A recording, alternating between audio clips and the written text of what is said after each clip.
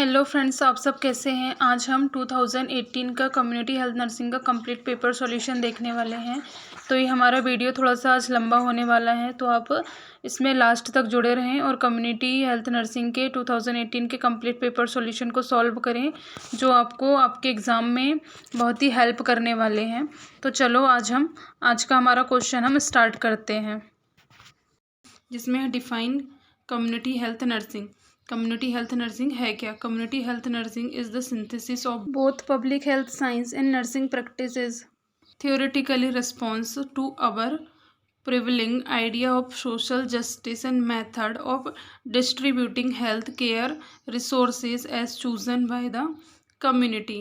ये हमारी डेफिनेशन किसने दी थी? अकॉर्डिंग टू आर्चर 1982 में।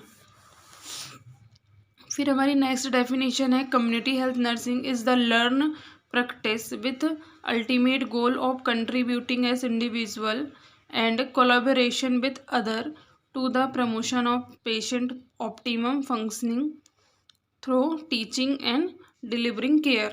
तो जो कम्युनिटी हेल्थ नर्सिंग है उसमें क्या होती है?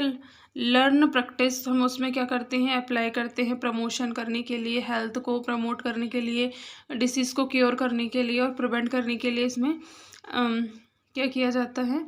जो कम्युनिटी के पीपल होते हैं उनको टीच किया जाता है, उनको केयर डिलीवर की जाती है। ये हमारी डेफिनेशन दी थी अकॉर्डिंग टू मार्गरेट एफ जैकॉब्सन ने। इसकी हम एक डेफिनेशन और देख लेते हैं। Community health nursing is the synthesis of nursing and public health practices applied for promoting and preserving the health of population. जो कम्युनिटी हेल्थ नर्सिंग है वो पब्लिक हेल्थ नर्सिंग मतलब जो पीपल है, कम्युनिटी के पीपल हैं, उनकी हेल्थ को प्रमोट करने के लिए और प्रिजर्व करने के लिए ये काम करती है। ये हमारी क्या है? कम्युनिटी हेल्थ नर्सिंग की डेफिनेशन है। हमारा नेक्स्ट क्वेश्चन है फर्स्ट का B, explain concept and dimension of health. हम यहाँ पे हेल्थ का कॉन्सेप्ट देखेंगे और डायमेंशन देखेंगे। हेल्थ की डेफिनेशन क्या है? WHO के according health is the state of complete physical, mental and social wellbeing, not merely the absence of disease और इन्फर्मिटी। तो जो हेल्थ है वो क्या है? सोशली, फिजिकली, मेंटली सब तरीके से क्या होना चाहिए? वेलबींग होना चाहिए पर्सन, वो हमारी हेल्दी पर्सन कहलाता है, हेल्थ होती है। तो हम यहाँ पे हेल्थ देख लेते हैं। Concept of health. Health is the most important aspect for the development of individual, family, community and nation. There is the 4 concept of health. Health के कितने कॉन्सेप्ट हैं? 4 कॉन्सेप्ट हैं। कॉन्सेप्ट ऑफ हेल्थ फर्स्ट आ जाएगा biomedical concept, second आ जाएगा psycho social concept, third आ जाएगा इकोलॉजिकल कॉन्सेप्ट, 4 आ जाएगा होलिस्टिक कॉन्सेप्ट। अब हम चारों कॉन्सेप्ट को एक एक करके समझते हैं। फर्स्ट हमारा है बायोमेडिकल कॉन्सेप्ट। बायोमेडिकल कॉन्सेप्ट में क्या है? Traditionally health has been consider as the absence of disease and if the someone was free from disease. जो हेल्थ है वो क्या कंसिडर, हम हेल्दी है पर्सन, हेल्थ है, हम उसको कब कंसिडर करते हैं? जब एब्सेंस ऑफ डिसीज होती है, फ्री फ्रॉम डिसीज होता है पर्सन, उस टाइम में हम हेल्थ को कंसिडर करते हैं। देन द पर्सन बस कंसिडर हेल्दी, तभी हम उस पर्सन को क्या मानेंगे? हेल्दी मानेंगे। फिर this concept is known as biomedical concept and it is based on the germ theory of disease. इस कॉन्सेप्ट को हम बायोमेडिकल कॉन्सेप्ट कहते हैं और ये जर्म थ्योरी के डिसीज़ पे, जर्म थ्योरी ऑफ डिसीज़ के ऊपर बेस्ड है। Health means absence of disease. इसमें किसी भी प्रकार के पर्सन को डिसीज़ नहीं होना चाहिए, तभी हम उसको हेल्दी मानते हैं। फिर हमारा सेकेंड आ जाता है इकोलॉजिकल कॉन्सेप्ट। इकोलॉजिकल कॉन्सेप्ट में क्या है? Ecological health is the term that has been used in relation of both human health and condition of environment. Ecological health में क्या है? हम इसमें ह्यूमन के हेल्थ को इन्वायरमेंट से क्या करते हैं? रिलेट करते हैं। इन्वायरमेंट भी अच्छा है तो ह्यूमन की हेल्थ भी क्या रहेगी? अच्छी रहेगी। Ecologist view health as the dynamic equilibrium between man and his environment. Equilibrium बनाती है दोनों के बीच में। अगर मैन हेल्दी है तो एनवायरनमेंट हेल्दी है, एनवायरनमेंट हेल्दी है तो मैन हेल्दी है। फिर हमारी थर्ड आ जाती है psycho social concept. Psycho social concept में क्या है? Social science showed that the health is not only the biomedical phenomena but one which the influence by the social, psychological, cultural, economic and political factor of people concern. अब हमारा next आ जाता है holistic concept. Holistic concept में क्या आ जाएगा? Holistic concept is the synthesis of the above concept, holistic concept recognize the strength of social, economic, political and environmental influences on health. The emphasis is on the promotion and protection of health. जो holistic concept है उसमें holistic का means क्या होता है, overall, मतलब हर तरीके से जो पर्सन है उसकी हेल्थ क्या होनी चाहिए, अच्छी होनी चाहिए. अब हम इसके डायमेंशन देख लेते हैं. डायमेंशन ऑफ हेल्थ फर्स्ट आ जाएगा फिजिकल डायमेंशन. फिजिकल डायमेंशन में आ जाएगा एबिलिटी टू परफॉर्म एडीएल, फिर है ability to achieve fitness, ability to maintain nutrition, ability to avoid abuse. ये अब नेक्स्ट है सोशल डायमेंशन. सोशल डायमेंशन में क्या क्या आ जाएंगे, एबिलिटी टू इंटरेक्ट सक्सेसफुली, मतलब जो पर्सन है, ग्रुप ऑफ पीपल है, उनसे हमें इंटरेक्शन हमारा अच्छा होना चाहिए. जो कम्युनिटी के पीपल हैं उनसे हमारा सोशली इंटरेक्शन अच्छा होना चाहिए. फिर ability to develop and maintain intimacy, फिर ability to develop respect and tolerance toward other. फिर हमारा नेक्स्ट डायमेंशन हो जाएगा इमोशनल डायमेंशन. इसमें जाएगा ability to manage stress, ability to express emotion. फिर हमारा नेक्स्ट डायमेंशन हो जाएगा intellectual dimension, ability to learn. फिर ability to use an information effectively. फिर नेक्स्ट आ जाएगा स्पिरिचुअल डायमेंशन. स्पिरिचुअल डायमेंशन में क्या जाएगा, believe in some force that serve to unit. अब हमारा नेक्स्ट है ऑक्यूपेशनल डायमेंशन. इसमें जाएगा ability to achieve balance between work and laser.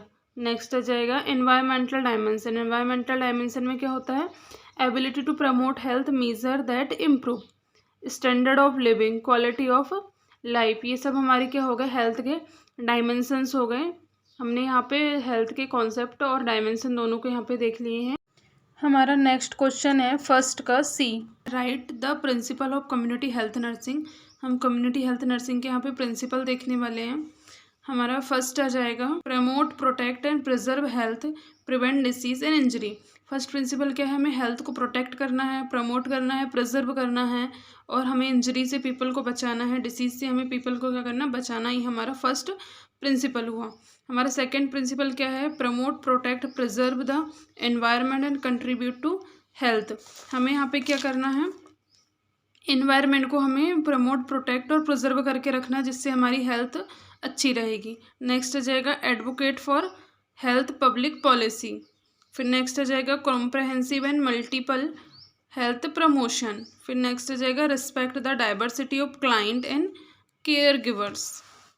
फिर नेक्स्ट आ जाएगा corporate, coordinate and collaborate with a variety of partners, disciplines and sectors. Next आ जाएगा recognise that healthy community, maintain record, no discrimination of age, caste, creed and sex. फिर आ जाएगा professional IPR, collaboration and coordination, community participation and follow up. ये सब हमारे क्या हो जाते हैं, principles of community health nursing हो जाते हैं. नेक्स्ट है quality nursing professional and continuity educational programme. Next आ जाएगा create awareness through education, involve leadership and influential people. फिर नेक्स्ट आ जाएगा assist family in making decision related in health. फिर है provide community services in continuation. हमारा next question है second का A, fine epidemiology. According to last 1988 इनने क्या कहा, the study of distribution and determination of health related state and event in specified population and application of this study to the prevention and control of health problem. ये हमारी definition किसने दी थी, last 1988 ने. 1988 में ये डेफिनेशन दी गई थी. फिर हमारी नेक्स्ट डेफिनेशन आ जाती है according to International Epidemiological Association. इनने क्या दिया, epidemiology is the study of frequency, distribution and determination of disease. फिर हमारी नेक्स्ट डेफिनेशन है, ये किसने दिया है, अकॉर्डिंग टू मैक मोहन. इनने कब दिया, 1960 में. The study of the distribution and determination of disease frequency in man. आज का हमारा नेक्स्ट क्वेश्चन है सेकंड का B, write aim and scope of epidemiology. हम इसमें एम और स्कोप देखेंगे किसके, एपिडेमियोलॉजी के। तो हम सबसे पहले देख लेते हैं इसके एम्स देख लेते हैं। तो फर्स्ट आ जाएगा identify the cause of disease. हमें क्या करना है, आइडेंटिफाई करना है कि डिसीज़ कैसे कॉज हुई है। फिर है determine the extent of disease in the population. फिर आ जाएगा study the natural history and prognosis. हमें क्या करना है, उस नेचुरल हिस्ट्री या फिर जो प्रोग्नोसिस हो रही है उसके ऊपर स्टडी करना है। फिर है evaluate preventive and therapeutic measure. फिर हमें क्या करना है, थेराप्यूटिक मेजर और जो प्रिवेंटिव मेजर है उसको हमें इवोल्यूट करना, असेस करना है। Provide the foundation of developing public health policy. फिर है monitor the track disease trend over time. फिर हमें जो डिसीज़ का ट्रेंड है उसको क्या करना है, मॉनिटर करते रहना है कि ये कितना डिसीज स्प्रेड हो रही है, कितना ये कंट्रोल हो रही है, उसको हमें ये ट्रेंड को क्या करना है, मॉनिटर करते रहना है हर टाइम। फिर नेक्स्ट आ जाएगा promote health and prevent disease. हमें हेल्थ को प्रमोट करना है और डिसीज़ को क्या करना है, प्रिवेंट करना है। अब हम इसके स्कोप्स देख लेते हैं, स्कोप्स ऑफ एपिडेमियोलॉजी। फर्स्ट आ जाएगा डिस्क्रिप्टिव एपिडेमियोलॉजी, एनालिटिकल एपिडेमियोलॉजी। फिर आ जाएगा infectious disease epidemiology, experimental epidemiology, applied epidemiology, constructive epidemiology, occupational and environmental epidemiology. फिर आ जाएगी nutritional epidemiology, social epidemiology, genetic epidemiology, epidemiologic methods and surveillance. ये सब इसके क्या हो गए, ये स्कोप्स हो गए एपिडेमियोलॉजी के। हमारा नेक्स्ट क्वेश्चन है सेकंड का C, describe the method of epidemiology. हम एपिडेमियोलॉजी की मेथड्स देखेंगे। Epidemiology studies can be classified as observational study and experimental study with further subdivision. तो जो मेथड्स है किसकी, एपिडेमियोलॉजी की, वो दो भाग में क्या है, डिवाइड है। फर्स्ट आ जाएगी ऑब्जर्वेशनल स्टडी, सेकंड आ जाएगी एक्सपेरिमेंटल स्टडी। अब हम देख लेते हैं ऑब्जर्वेशनल स्टडी में कितना उसका सब डिवीज़न है। तो ऑब्जर्वेशनल स्टडी टू टाइप्स की हैं, डिस्क्रिप्टिव स्टडी और एनालिटिक स्टडी। अब डिस्क्रिप्टिव स्टडी भी टू टाइप्स की हैं, क्रॉस सेक्शनल स्टडी और लॉन्गिट्यूडनल स्टडी। अब जो एनालिटिक स्टडी है वो टू टाइप्स की हैं, केस कंट्रोल स्टडी और कोहार्ट स्टडी। अब जो कोहार्ट स्टडी है वो तीन टाइप में डिवाइड है, prospective cohort study, retrospective cohort study और combine of prospective and retrospective cohort study. अब ये हमारा हुआ ऑब्जर्वेशनल स्टडी। अब हम यहाँ पे एक्सपेरिमेंटल स्टडी के टाइप्स देख लेते हैं। ये भी कितने टाइप्स में डिवाइड है, दो, रेंडमाइज कंट्रोल ट्रायल्स और नॉन रेंडमाइज्ड और नॉन एक्सपेरिमेंटल ट्रायल्स। ये हमारे हुए मेथड्स ऑफ एपिडेमियोलॉजी। इतने इसकी टाइप्स हैं। फर्स्ट हम देख लेते हैं observational study. In observational study the amount and distribution of disease within the population by person, place and time are noted. इसमें क्या किया जाता है, ऑब्जर्व किया जाता है प्लेस, पर्सन और टाइम के अकॉर्डिंग। फिर observational study fall into two main classification. जो ऑब्जर्वेशनल स्टडी है टू टाइप्स में डिवाइड हुई है, डिस्क्रिप्टिव एपिडेमियोलॉजी और एनालिटिक एपिडेमियोलॉजी। फर्स्ट आ जाती है डिस्क्रिप्टिव एपिडेमियोलॉजी। इसमें क्या करता है, डिस्क्रिप्टिव एपिडेमियोलॉजी में हमें डिफाइन करना होता है पॉपुलेशन को, डिसीज़ को डिफाइन करना होता है। तो इसमें क्या है, define the population, defining the disease under the study, measurement of disease, formulation of aetiological hypothesis, describing the disease by time, place, person, comparing with known indices. अब हम देख लेते हैं एनालिटिकल एपिडेमियोलॉजी। एनालिटिकल एपिडेमियोलॉजी इसमें क्या आ जाएगा, analytical study are the second major type of epidemiological study, unlike descriptive study that look at entire population. In analytical study the subject of interest is the individual within the population, but the inference is not to individual but to the population from which they are selected। ये हमारी क्या है, analytical epidemiology है। इसमें देख लेते हैं, ये एक क्या है, एक मॉडल जैसा हमने बनाया है जिसमें है रेट्रोस्पेक्टिव आता है, फिर प्रोस्पेक्टिव आता है। जो रेट्रोस्पेक्टिव होता है वो पास्ट होता है और जो प्रोस्पेक्टिव होता है वो क्या होता है, फ्यूचर की तरफ जाता है। तो बीच में क्या हमारी क्या जाती है, क्रॉस सेक्शनल आ जाती है, लॉन्गिट्यूडनल आ जाती है। तो जो लॉन्गिट्यूडनल से रेट्रोस्पेक्टिव की तरफ जाती है वो क्या जाती है, प्रेजेंट टू पास्ट जाती है। मतलब जो हमारा लॉन्गिट्यूडनल क्रॉस सेक्शनल है वो क्या हमारा प्रेजेंट में है, तो और फिर जो लॉन्गिट्यूडनल क्रॉस सेक्शनल से प्रोस्पेक्टिव की तरफ जाती है वो प्रेजेंट टू फ्यूचर जाती है। अब हमारी आ जाती है एक्सपेरिमेंटल स्टडी। एक्सपेरिमेंटल स्टडी में क्या क्या होता है, डिफाइन द पॉपुलेशन, ये भी 2 टाइप्स में होती है, इंक्लूजन और एक्सक्लूजन होता है। फिर रेंडमाइजेशन होता है, फिर मैनिपुलेशन होता है, फिर उसका एवोल्यूशन निकाला जाता है। अब हमारा नेक्स्ट क्वेश्चन है question number 3। List the risk factors of the following condition and discuss the prevention and control of following non-communicable disease problem। हमें क्या करना है, कुछ डिसीज़ प्रॉब्लम दी गई हैं, उनका हमें रिस्क फैक्टर लिखना है और प्रिवेंशन और कंट्रोल को भी हमें यहाँ पे बताना है। Cancer is the multifactorial disease, there are many factor predisposing and occurrence of cancer. जो कैंसर होता है वो क्या होता है, मल्टी फैक्टोरियल डिसीज होती है, जिसमें बहुत सारे प्रीडिस्पोजिंग अकरेंस, इसके अकरेंस के लिए बहुत सारे प्रीडिस्पोजिंग फैक्टर वो काम करते हैं। फिर इसका रिस्क फैक्टर हम देख लेते हैं। तंबाकू यूज़ से होती है, अल्कोहल कंजप्शन के कारण हो सकती है, अनहेल्दी डाइट हो सकती है, ओबिसिटी हो सकती है, फिजिकल इनएक्टिविटी होती है, infection, exposure to radiation, environment pollutant, use of certain medication and hormones. ये सब क्या हैं, रिस्क फैक्टर हैं कैंसर के। अब हम इसका प्रिवेंशन और कंट्रोल देख लेते हैं। Cancer control measure include the primary and secondary prevention, जिसमें फर्स्ट प्राइमरी प्रिवेंशन में क्या जगह, control of tobacco and alcohol consumption. Alcohol consumption और तंबाकू कंजप्शन को क्या करना, कंट्रोल करना। पर्सनल हाइजीन मेंटेन करके रखना है, रेडिएशन से दूर रहना, इम्यूनाइजेशन करवाना है। फिर है फूड, ड्रग्स एंड कॉस्मेटिक्स। फिर है हेल्दी डाइट लेनी है।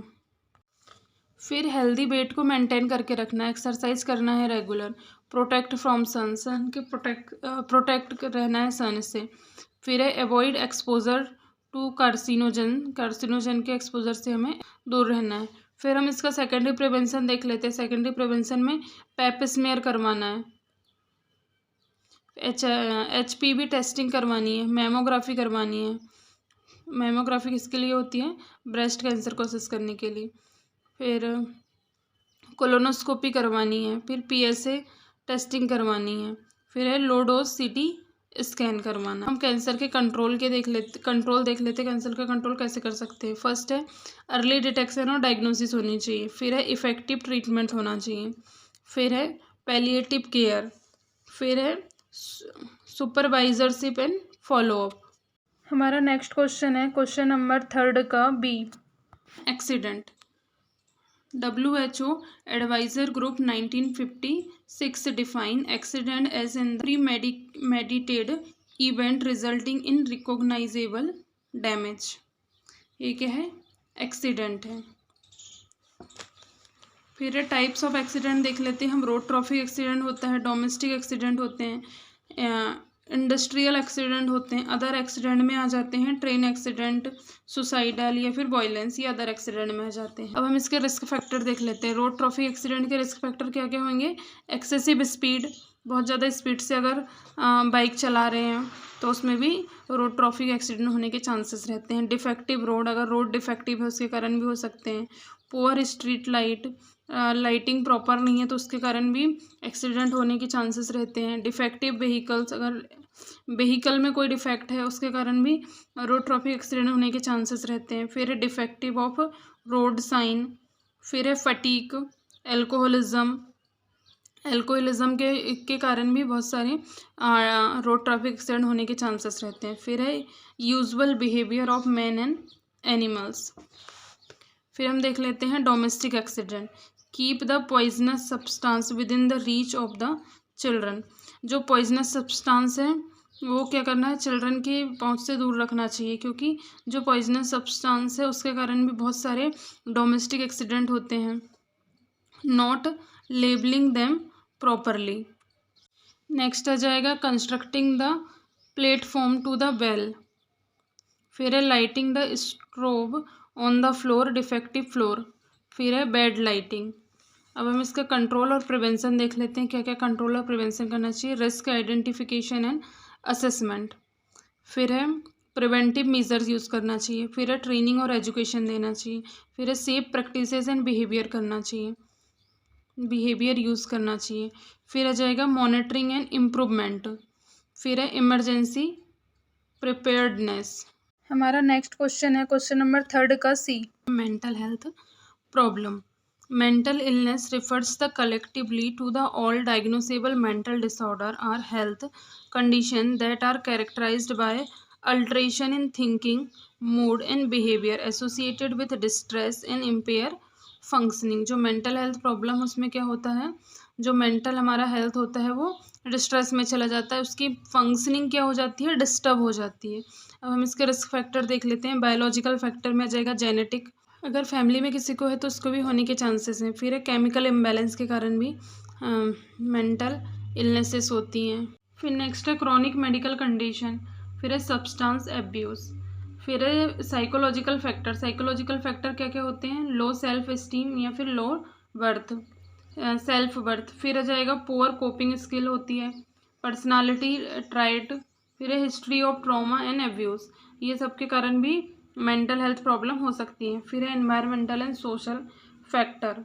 एनवायरमेंटल सोशल फैक्टर में क्या जाएगा, पॉवर्टी एंड फाइनेंशियल स्ट्रेस के कारण भी हो सकती है।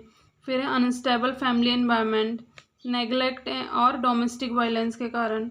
फिर है बुलिंग ऑन पेयर प्रेशर के कारण भी हो सकती है। सोशल आइसोलेशन या फिर लॉनलीनेस के कारण भी होती है। फिर है वर्क एंड एकेडमिक प्रेशर, इसके कारण भी, ये सब क्या है, एनवायरमेंटल और सोशल फैक्टर जिसके कारण मेंटल हेल्थ प्रॉब्लम होती है।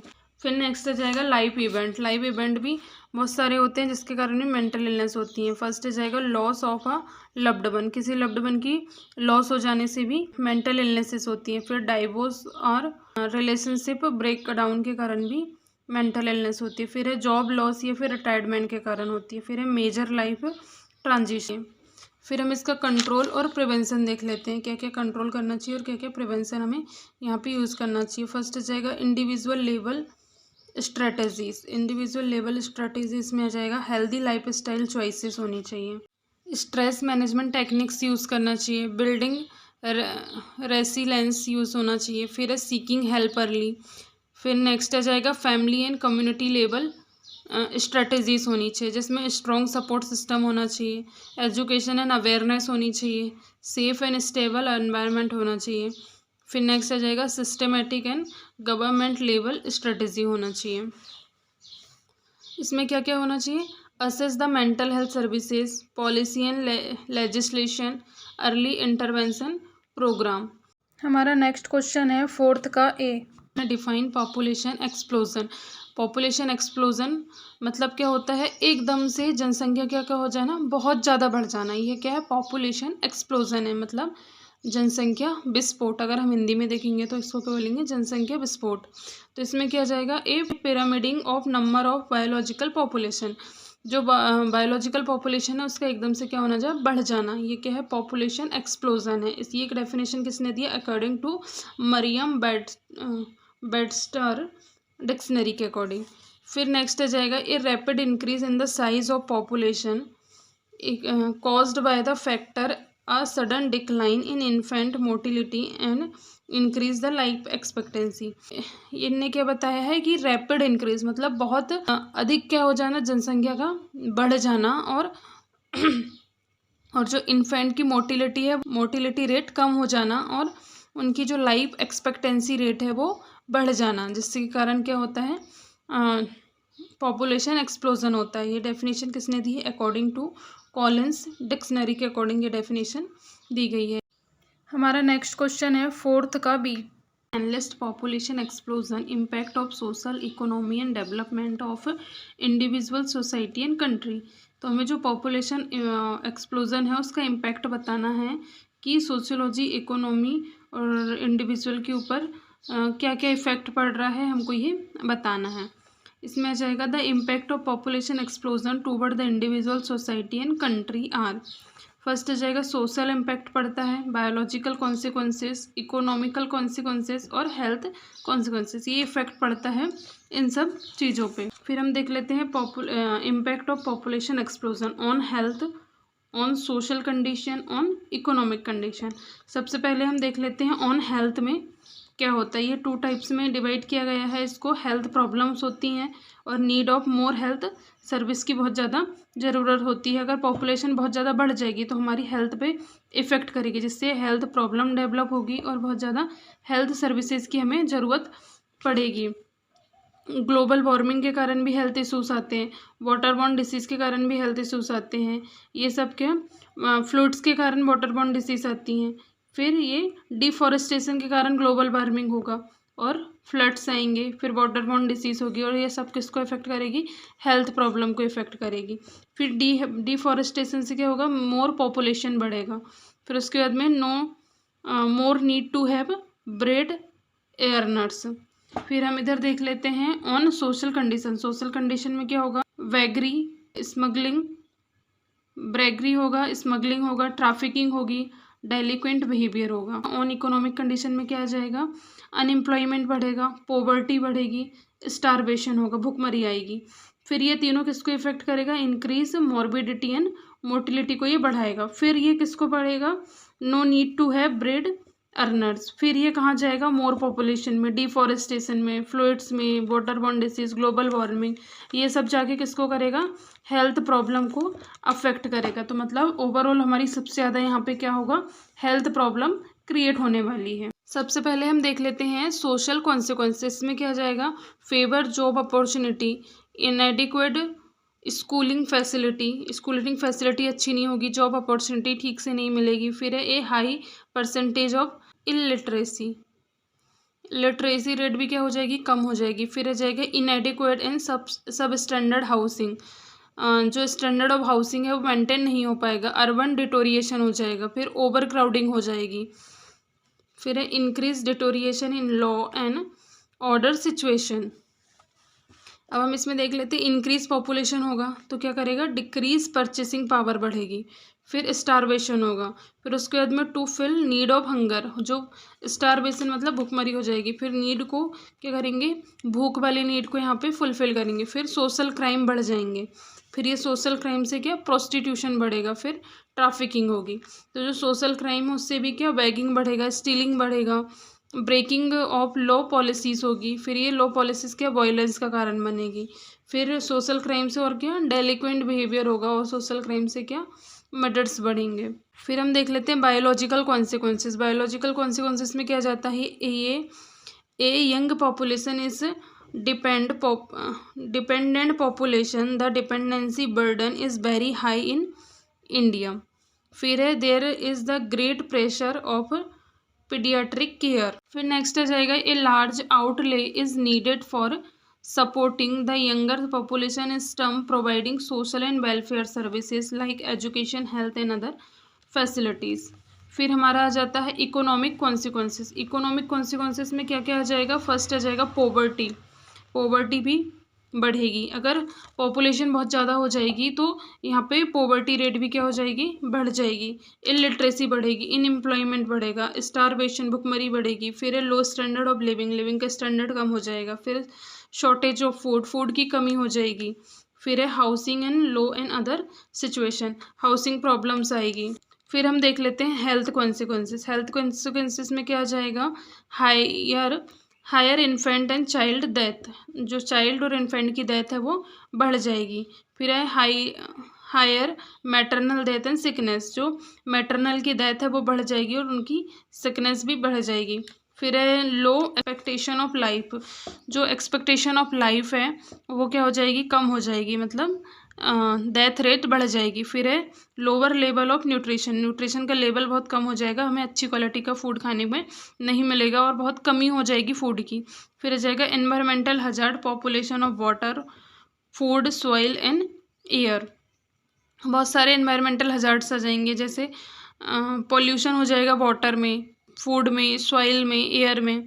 नेक्स्ट आ जाएगा poor quality and quantity of health care services, poor quality and quantity of health services, more doctors, more need and more resources are needed. अगर poor quality and quantity हो जाएगी health में तो हमें बहुत ज़्यादा हेल्थ केयर नीड की ज़रूरत होगी।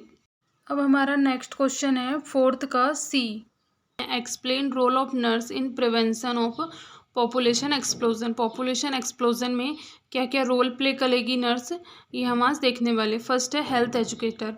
वो क्या काम करेगी? हेल्थ एजुकेटर का काम करेगी। पब्लिक को क्या करेगी? कम्युनिटी पीपल को एजुकेट करेगी कि हमें कैसे पॉपुलेशन को एक्सप्लोजन होने से बचाना है, कैसे हमें फैमिली प्लानिंग मेथड्स का यूज़ करना है। सेकंड आ जाएगी काउंसलर। थर्ड आ जाएगी सर्विस प्रोवाइडर। फिर है कम्युनिटी आउटरीच वर्कर। नेक्स्ट आ जाएगा maternal and child health promoter. फिर है सपोर्टर ऑफ गवर्नमेंट प्रोग्राम। फिर है school health nurse, community mobiliser. फिर आ जाएगा डाटा कलेक्टर एंड रिपोर्टर। फिर नेक्स्ट आ जाएगा होम विजिटर्स। फिर आ जाएगा एडवोकेट फॉर वुमेंस राइट। यहाँ पे हमारे ये हो जाते हैं role of nurse in prevention of population explosion. अब हमारा नेक्स्ट क्वेश्चन है शॉर्ट नोट्स का। क्वेश्चन नंबर 5 का एक है cold chain. Cold chain short notes में बहुत बार पूछे जाने वाला एक क्वेश्चन है, जो बहुत ही इंपॉर्टेंट क्वेश्चन बनता है हमारा कम्युनिटी हेल्थ नर्सिंग में। तो हम कोल्ड चेन को देखते हैं। Cold chain is a system used for storage and transport of vaccines at low temperature from the manufacturing place to actual vaccination site. Actually speaking, cold chain function on the principle of temperature control supply chain. Cold chain क्या होती है? एक chain होती है जिसमें क्या करते हैं, टेम्परेचर को हम मेंटेन करके रखते हैं। मतलब जहाँ से वैक्सीन्स हमारी क्या होती है, मैन्युफैक्चर होती है, बनती है, वहाँ से लेके उसका ट्रांसपोर्टेशन, उसका स्टोरेज, ट्रांसपोर्टेशन, उससे लेके जहाँ तक वैक्सीन दी जाती है बच्चों को वैक्सीन, या फिर वैक्सीन को वहाँ तक पहुँचाया जाता है जहाँ तक उसका लास्ट स्टेज होता है, कि मतलब जहाँ पे वैक्सीनेशन किया जाता है वहाँ तक पहुँचाने के लिए एक हमें टेम्परेचर वाला एक चेन हमें मेंटेन करने पड़ता है। वो हमारा क्या है? कोल्ड चेन है। Cold chain is the necessary to maintain patency of vaccine throughout. तो जो कोल्ड चेन होती है वो क्या करती है? टेम्परेचर को मेंटेन करके रखती है, जिससे हमारी वैक्सीन ख़राब नहीं होती है।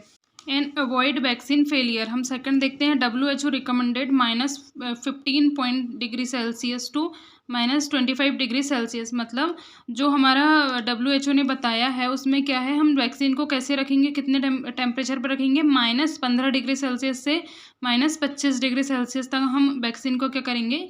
स्टोर करके रखेंगे, ओरल पोलियो वैक्सीन को। फिर हमारा थर्ड पॉइंट आ जाता है WHO no longer recommended to store freeze dried vaccine at -20 It is not harmful but unnecessary. Instead, these vaccines can be refrigerated and transported at +2 to +8 तो जो freeze drawing होती है उसमें भी वैक्सीन को क्या -20 तक यहाँ पे रखा जाता है, लेकिन ट्रांसपोर्टेशन के टाइम में इसका जो रेफ्रिजरेशन का टेम्परेचर होता है वो कितना हो जाता है? +2 से +8 अब इसका फोर्थ पॉइंट हम देख लेते हैं। Vaccines like typhoid, DPT, tetanus toxoid, DT, BCG diluent to be stored in cold condition but never allowed to freeze.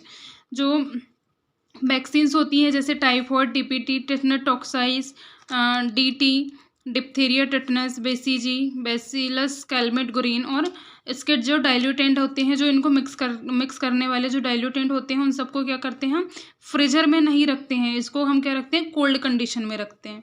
फिर हमारा नेक्स्ट पॉइंट आ जाता है vaccines must be protected from sunlight and can not with antiseptics. तो जो vaccines होती हैं हमको उसको सनलाइट से क्या करना है? प्रोटेक्ट करके रखना, बचा के रखना। अगर हम उसको सनलाइट से प्रोटेक्ट करके नहीं रखेंगे तो वो क्या करेगा? सनलाइट से रिएक्शन कर लेगा और वैक्सीन वहाँ पे हमारी ख़राब हो जाएगी, जो हमारा टेम्परेचर रहेगा वो मेंटेन नहीं रह पाएगा। फिर हमारा नेक्स्ट पॉइंट आ जाता है outreach programme must choose study area to conduct immunisation camp. देख लेते हैं कोल्ड चेन इक्विपमेंट में क्या क्या आ जाते हैं। वॉक इन कोल्ड रूम आ जाता है। फिर है deep freezer in different capacities.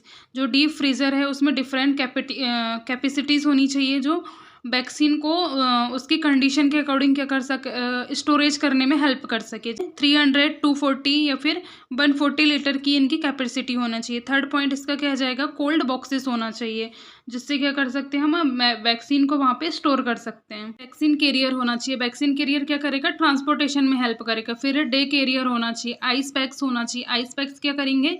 Vaccine को कोल्ड बना के रखेंगे। अंत जाएगा फ्लैक्स होना चाहिए। हमारा नेक्स्ट क्वेश्चन है 5th का B. Quality of community health nurse, हम देखेंगे कि क्या क्या क्वालिटीज़ होना चाहिए कम्युनिटी हेल्थ नर्स के अंदर। तो इसका फर्स्ट पॉइंट है एम्पैथी एंड कंपेशन होना चाहिए। जो कम्युनिटी हेल्थ नर्स है उसके अंदर क्या होना चाहिए, एम्पैथी होना चाहिए। मतलब वो किसी भी चीज़ में क्या करे, अगर कोई प्रॉब्लम है तो वहाँ पे वो सॉल्यूशन निकाल के दे पाए। और कंपैशन होना चाहिए। फिर सेकंड आ जाएगा स्ट्रॉन्ग कम्युनिकेशन स्किल होना चाहिए। उसके अंदर जो कम्युनिकेशन स्किल है वो ऐसी होनी चाहिए, स्ट्रॉन्ग होना चाहिए, जिससे वो अपने कम्युनिकेशन के थ्रू लोगों को क्या कर पाए, इन्फ्लुएंस कर पाए हेल्थ के अकॉर्डिंग। उनको जब हेल्थ एजुकेशन देगी तो वो अपने कम्युनिकेशन के थ्रू क्या कर पाए, इन्फ्लुएंस कर पाए पीपल को। फिर थर्ड आ जाता है कल्चरल सेंसिटिविटी। फिर है प्रॉब्लम सॉल्विंग एबिलिटी। जो कम्युनिटी हेल्थ नर्स है उनके अंदर क्या होना चाहिए, प्रॉब्लम सॉल्विंग एबिलिटी होना चाहिए। फिर नेक्स्ट आ जाएगा ऑर्गेनाइजेशनल स्किल। नेक्स्ट आ जाएगा लीडरशिप एंड एडवोकेसी। नेक्स्ट आ जाएगा कोलेबोरेशन एंड टीम वर्क। जो कम्युनिटी हेल्थ नर्स है उसके अंदर क्या होना चाहिए, कोलेबोरेशन होना चाहिए और टीम वर्क तरीके से उनको काम करने की एबिलिटी होना चाहिए, जिससे वो एक टीम को बना के अपने वर्क को आसानी से कर पाए। फिर नेक्स्ट आ जाएगा एडेप्टेबिलिटी होना चाहिए और फ्लेक्सिबिलिटी होना चाहिए। नेक्स्ट आ जाएगा एजुकेशनल स्किल होनी चाहिए। फिर है प्रोफेशनलिज्म एंड एथिकल इंटीग्रिटी होना चाहिए। ये सारी क्या है, कम्युनिटी हेल्थ नर्सिंग की क्वालिटीज़ हैं, ये कम्युनिटी हेल्थ नर्स के अंदर होना ही चाहिए। हमारा नेक्स्ट क्वेश्चन है फिफ्थ का सी, न्यूट्रिशनल डेफिशिएंसी। हम देखेंगे कि न्यूट्रिशनल डेफिशिएंसी होती क्या है, इसके कारण क्या है, किस कारण से न्यूट्रल डेफिशिएंसी होती है, ये सब हम इसमें देखने वाले हैं। Malnutrition has been defined as the pathological state resulting from a relative or absolute deficiency or excess of one and more essential nutrient. जो न्यूट्रिशनल डेफिशिएंसी होती है उसमें क्या होती है, या तो न्यूट्रिएंट की क्या हो जाएगी, यहाँ पे कमी हो जाएगी, या न्यूट्रिएंट यहाँ पे ज़्यादा हो जाएगा। मतलब कमी के कारण भी न्यूट्रिशनल डेफिशिएंसी होती है और एक्सेस होने के कारण भी न्यूट्रिशनल की डेफिशिएंसी होती है। Malnutrition may be in the following forms. First आ जाएगा अंडर न्यूट्रिशन। इसमें नाम से स्पष्ट है कि अंडर न्यूट्रिशन मतलब यहाँ पे क्या हो रही है, न्यूट्रिशन की कमी हो रही है। It is due to the insufficient food eaten over and the extended period of time due to the poverty and ignorance। यहाँ पे क्या हो रहा है, जो फूड की क्या हो रही है, इनसफिशियंट हो रहा है। मतलब हमें इनसफिशियंट मात्रा में हमारी बॉडी को क्या हो रहा है, फूड मिल रहा है, जिसके कारण भी न्यूट्रिशन की डेफिशिएंसी हो रही है, न्यूट्रिशनल डेफिशिएंसीज हो रही हैं, जिसमें ये तो इसका एक कारण हो सकता है पॉवर्टी के कारण या फिर इग्नोरेंस के कारण भी न्यूट्रिशनल डेफिशिएंसी होती है। हमारा नेक्स्ट आ जाएगा ओवर न्यूट्रिशन। इसमें नाम से स्पष्ट है कि यहाँ पे क्या हो रहा है, न्यूट्रिएंट की अधिकता हो रही है। अगर ज़्यादा न्यूट्रिएंट होगा तो उसके कारण भी न्यूट्रिशनल डेफिशिएंसी होने के बहुत चांसेस हैं। It is due to the consumption of excessive quality of food over an extend period of time due to the excessive food intake and ignorance. तो इसमें क्या है, जो हम एक पर्टिकुलर टाइम ऑफ पीरियड में हम क्या करते हैं, बहुत ज़्यादा एक्सेसिव न्यूट्रिएंट की मात्रा ले लेते हैं, जिसके कारण भी न्यूट्रिएंट की डेफिशिएंसी वहाँ पे हमको देखने को मिलती है। फिर नेक्स्ट आ जाएगा इम्बैलेंस क्या है, it is due to the imbalance such a quantitative imbalance of calcium, phosphorus and vitamin D.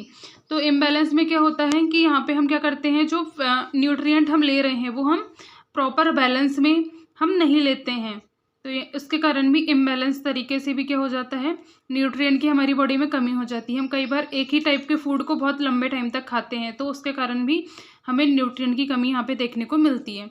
फिर फोर्थ आ जाएगा स्पेसिफिक डेफिशिएंसी में क्या आता है, it is due to the specific deficiency such as goitre in the iodine deficiency. Specific deficiency इसमें क्या हो गया, यहाँ पे हमें ग्वाइटर होता है। ग्वाइटर किसके कारण होता है, आयोडीन डेफिशिएंसी। मतलब ये एक वन टाइप की क्या होती है, डेफिशिएंसी होती है, जो एक पर्टिकुलर चीज़ के कारण हो रही है। जैसे अगर हम आयोडीन नहीं ले रहे हैं तो आयोडीन से क्या हो रहा है, हमें ग्वाइटर हो रहा है। फिर हम इसके कॉजेज देख लेते हैं किस किस कारण से होता है। Causes of malnutrition, population growth इसका फर्स्ट कॉज है। फिर नेक्स्ट आ जाएगा agriculture and food production. Next है prevalence of parasites and infectious disease.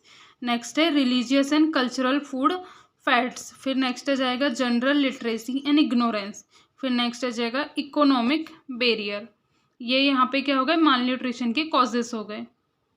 अब हमारा नेक्स्ट आता है टाइप्स ऑफ न्यूट्रिशनल डेफिशिएंसी। हम इसके टाइप्स देख लेते हैं। फर्स्ट होती है प्रोटीन एनर्जी माल न्यूट्रिशन, सेकेंड होता है माइक्रो न्यूट्रिएंट माल न्यूट्रिशन, थर्ड होता है disease caused by deficiency of vitamin. जितने प्रकार के विटामिन्स होते हैं सबसे क्या होती है, डेफिशिएंसीज होती है अगर प्रॉपर अमाउंट में नहीं लिया जाए। जैसे deficiency of vitamin A, deficiency of vitamin K, deficiency of vitamin E, deficiency of vitamin B, deficiency of vitamin D and C. मतलब अगर हम प्रॉपर अमाउंट में विटामिन नहीं लेंगे तो उससे भी हमें क्या हो जाएगी, डेफिशिएंसी हो जाएगी। फिर है disease caused by deficiency of minerals. Minerals की भी कमी के कारण भी क्या होती है, डेफिशिएंसीज होती हैं, जिसमें deficiency of calcium, deficiency of phosphorus, deficiency of sodium, magnesium, iron, फिर iodine deficiency and fluorine deficiency. हमारा नेक्स्ट क्वेश्चन है 5th का डी, ये हमारा आज का लास्ट क्वेश्चन बनने वाला है। Slow sand filter.